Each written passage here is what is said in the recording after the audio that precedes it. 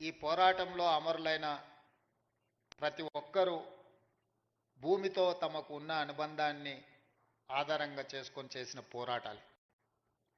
ఆ పోరాటాల నుంచి పుట్టుకొచ్చిన రెవెన్యూ చట్టాలు ప్రజల యొక్క సమస్యల్ని శాశ్వతంగా పరిష్కరించే దిశగా ఉండాలి అని చెప్పి ఆనాడు కాంగ్రెస్ ప్రభుత్వం శ్రీమతి ఇందిరాగాంధీ గారు భావించారు.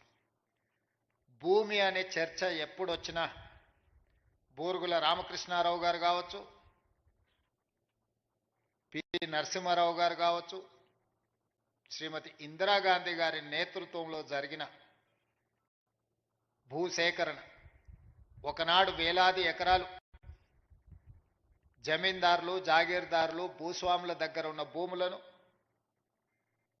అగ్రికల్చర్ సీలింగ్ యాక్ట్ తీసుకొచ్చి భూ పరిమితి చట్టాలు తెచ్చి వాళ్ళ దగ్గరున్న లక్షలాది ఎకరాలను ప్రభుత్వం వాళ్ళ నుంచి తీసుకొని దళితులకు, గిరిజనులకు, ఆదివాసీలకు, బలహీన వర్గాలకు ఆత్మగౌరవం తెచ్చే భూ కేటాయింపులు కాంగ్రెస్ ప్రభుత్వం శ్రీమతి ఇందిరాగాంధీ గారు చేపట్టారు.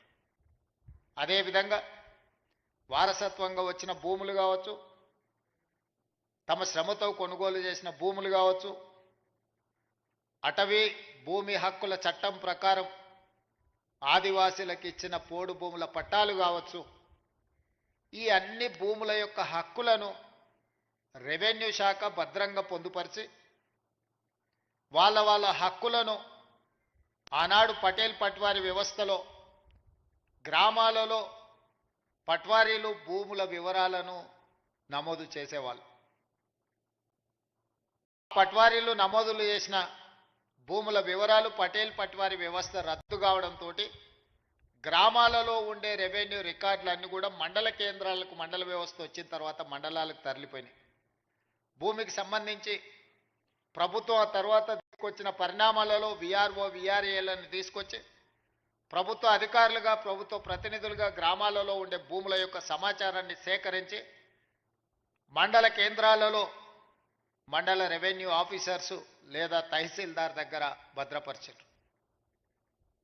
చాలా వరకు భూ వివాదాలు ఉన్న కోర్టు కేసుల్లో ఉన్న భూములు తప్పితే 95% భూములకు సంబంధించిన వివరాలు ప్రక్షాళన చేసి 4-5 దశాబ్దాలు ఈ భూముల యొక్క వివరాలను సేకరిస్తూ ప్రక్షాళన చేసి ప్రజలకు ఈ రికార్డులను అందుబాటులో పెట్టారు.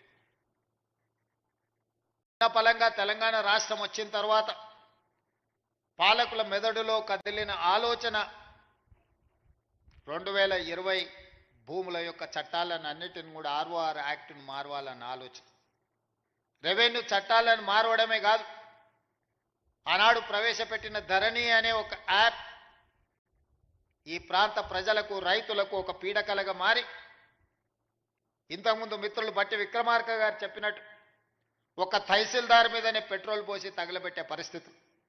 ఇబ్రహీంపట్నంలో ఈ ధరణి భూతంలో వచ్చిన మార్పులు జంట హత్యలకు కారణమైంది. అదేవిధంగా సిరిసిల్లలో ఒకవేళ అధికారులు చుట్టూతో తిరిగిన తహసీల్దార్ స్థాయిలో ఆ సమస్యలు పరిష్కరించే వీలు లేకపోవడం వల్ల తహసీల్దార్ విధానాలనే అనుమానించి తన మెడలో ఉన్న తాలిబొట్టును తహసీల్ ఆఫీస్కు వేలాడదీసింది. నేను ఇంతకంటే ఇవ్వగలిగింది నా దగ్గర ఏమీ లేదు, నా తాలిబొట్టు తీసుకొనైనా నా భూమిని నా పేరు మీదకి బదలాయించమని. వీటన్నిటికీ కారణం రెవెన్యూ సిబ్బందే మూలమని చెప్పి ఆనాటి పాలకులు మిమ్మల్ని దోషులుగా, మిమ్మల్ని దోపిడీదారులుగా, మీరు ప్రజలని దోసుకోవడానికే రెవెన్యూ శాఖ సిబ్బంది ఉన్నట్టుగా చిత్రీకరించి తద్వారా లబ్ధి పొందాలని ఆనాటి పాలకులు ప్రయత్నం చేశారు.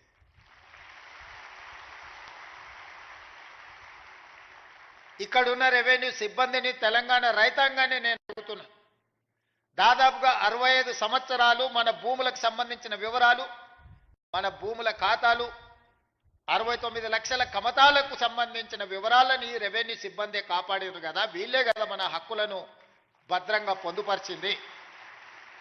ఉన్న ఫలంగా 2019లో 2018లో మీరు ప్రవేశపెట్టిన ధరణి పోర్టల్ వచ్చిన తర్వాతనే రెవెన్యూ సిబ్బంది అంతా దొంగలుగా, దోపిడీదారులుగా మీకు కనిపించిండ్రా? ఎక్కడైనా మంచోళ్ళు ఉంటారు, చెడ్డోళ్ళు ఉంటారు. సమాజంలో 2%, 3%, 5%, 10%, అది రెవెన్యూ కావచ్చు, పంచాయతీరాజ్ కావచ్చు, ఇతర ఏ శాఖలో కావచ్చు, రాజకీయాలలో కావచ్చు, కొంతమంది చెడ్డవాళ్ళు ఉండొచ్చు. అంత మాత్రాన మొత్తం వ్యవస్థనే మనం తప్పుపడతామా? చెడ్డవాళ్ళుగా ఉన్న వాళ్ళని శిక్షించుకుంటూ వాళ్ళ అవకాశాలు తగ్గించుకుంటూ శాఖలను ప్రక్షాళన చేసుకుంటూ ముందుకు వెళ్ళాలి.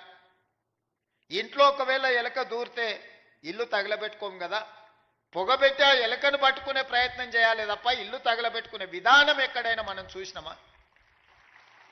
మరి గత ప్రభుత్వం మిమ్మల్ని దోషులుగా, మిమ్మల్ని బూచీగా చూపించి చట్టాలను మార్చి, ఆ చట్టాలను కొద్దిమందికే చుట్టాలుగా మార్చి వేలాది ఎకరాలను కొల్లగొట్టే ప్రయత్నం జరిగిన మాట వాస్తవం కాదా? అందుకే ఎన్నికల కంటే ముందు సమ్మక్క సారలమ్మ ఆశీర్వాదంతో నేను పాదయాత్ర మొదలుపెట్టి ఆ తర్వాత ఆదిలాబాద్ నుంచి ఖమ్మం జిల్లా వరకు మా మిత్రుడు బట్టి విక్రమార్క గారు పాదయాత్ర చేసినప్పుడు పేదవాళ్ళు, ముఖ్యంగా దళితులు, గిరిజనులు, ఆనాడు పోడు భూముల పట్టాలు పొందిన వాళ్ళు కావచ్చు, ఇందిరమ్మ రాజ్యంలో ఆనాడు అసైన్మెంట్ భూములు దాదాపుగా 25 లక్షల ఎకరాలు పేదలకు పంచిపెట్టిన వాళ్ళు కావచ్చు, లేదా స్వకష్టార్జితంతో సంపాదించుకున్న సొమ్ముతో కొనుగోలు చేసిన భూముల వివరాలు చిన్న చిన్న సమస్యలతోని శాశ్వతంగా తమ భూమి తమది కాదు అని తెలిసినప్పుడు వాళ్ళ ఆవేదన, వాళ్ళ దుఃఖం వర్ణాతీతం. తను కష్టపడి జీవితాంతం తనకు గ్రామంలో గుర్తింపు, గౌరవాన్ని తెచ్చిపెట్టిన తన సొంత భూమి తనది కాకుండా పోతున్నప్పుడు ఆ భూ యజమాని యొక్క బాధను మనం అర్థం చేసుకోవాలి.